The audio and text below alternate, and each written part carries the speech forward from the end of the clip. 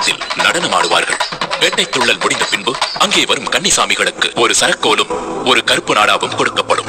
எரிமேலியில் பேட்டை துள்ளலை முடித்துவிட்டு பயணத்தை தொடரும் பக்தர்கள் வேறூர் தோடு, கோட்டைப்பாடி ஆகிய இடங்களை கடந்து காளைக்கட்டி என்ற பகுதிக்கு வருவார்கள். இந்த காளைக்கட்டி என்ற இடம்தான் மகிஷமுகியின் உடலின் மீது பகவான் நர்த்தனமாடி தனது வெற்றி களிப்பை வெளிப்படுத்திய இடம்.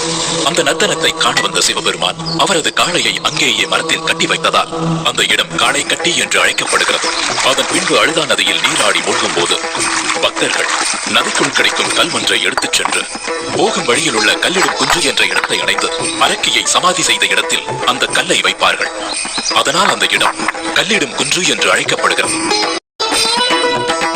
அதனைத் தொடர்ந்து இஞ்சிப்பாறை கோட்டையை கடந்து உடும்பாறை கோட்டையில் ஸ்ரீ பூதநாதரை வணங்கி விபூதி எனப்படும் சாம்பலை பெறுவர்.